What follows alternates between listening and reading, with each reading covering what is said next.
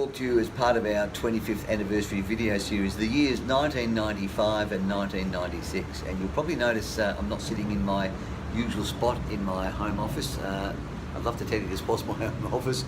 This is the Gold Coast in Queensland with beautiful, balmy, beautiful clear skies, about 25 degrees in July, which seems a lot better than sitting back in freezing cold Melbourne in term 2 holidays. Only for a short break, but nevertheless lovely to be up here. So to tell you about 1995 and 1996, 95 was the year we wrote and recorded our first primary age album. So for children up to about age 12, we wrote and recorded the album Razzma Jazz, which was a lot of fun. It was a bit meatier than Rainbows, Trees and Tambourines and Bop in the Bath. So I had a lot of fun writing some fabulous songs, popular songs like Jiggles, Down Under in Australia, Calypso, Wet Day Blues, songs that today are still being played and used by teachers all around the world, and it was a lot of fun. We also came out with a backtracks tape. I was about to say CD, that wasn't until later. So we had a vocal tracks tape, a teacher's manual and a backtracks tape with just the backing tracks. Because we'd used lots of live instruments and we'd probably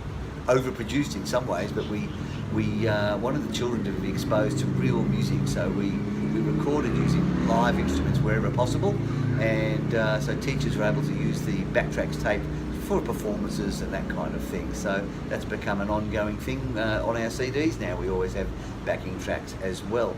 But Razzma Jazz was a great album, as I said. Probably the most challenging piece for me was the Chester's Cool School Band story and song. First time I'd had to sort of write a cumulative story and song, and we had a lot of fun with that. And again, that's proven to be a very popular piece that's used as many musicals all around Australia and probably around the world, and very proud of it. So Razzma Jazz, we devised a children's show that we called Razzma Jazz. We had Rainbows, Trees and Tambourines for the young kids, and then we had a show for older kids that we called Razzma Jazz. So we started performing that in schools as well, and that took us up to then the other thing in 1995 was we were on TV.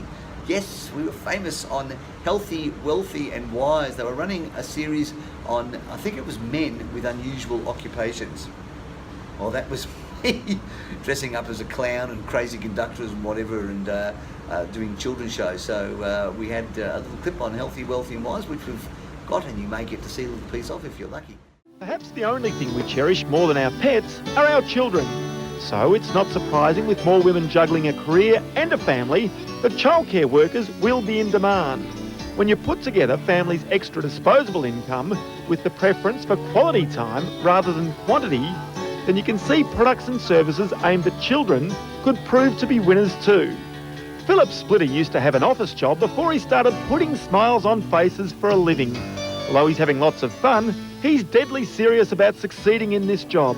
And you'll have a happy day. I think a performer has an obligation to put his best foot forward, as it were, no matter who he's performing for. And kids or adults or whatever, I believe that that's part of the game. And the day I don't get nervous before I go on, or, you know, if I do something wrong that's not right during the show, the day that I sort of just get blasé about it, I think that'll be the day to retire. There'd be a lot of people out there who'd be going to offices who'd say, he's mad, he's painting his face, he's going before a tough audience. What would you say to those? I'm just a big kid, but I get to act out my fantasies and have a lot of fun doing it. We have a lot of fun, don't we? We're going to have a lot of fun. With more consideration being given to how we spend our leisure time, Philip's probably in the right job. So to 1996, but we were continuing doing lots of shows, preschool shows or shows for young children, Rainbows, Trees and Tambourines, and using songs off Bop in the Bath and Rainbows, Trees and Tambourines, of course.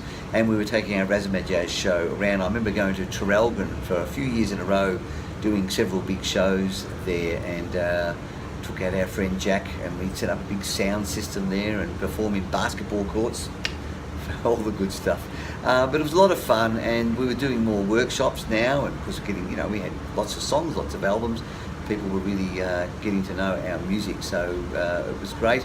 The other thing that happened in 1996, which is a little bit sad but gave us a great song, was a friend of Susie's who unfortunately was dying of cancer, and she'd been a fan of Susie's for a long time and knew our music, and she asked if we'd write a song for her, which Susie ended up performing at her funeral, which was very touching, as you can imagine. And that song was Butterfly, because she'd imagined herself as a butterfly that was going to break free from her coon, from the pain and suffering that she'd had, and we were very proud and that to be able to write this song wasn't easy, but we wrote it, and it certainly wasn't easy for Susie to sing it at the funeral, and of course we then recorded that on our first motivational album, The Power of You, which we'll talk about a little later on. So that takes care of the years 1995 and 1996. Until next time.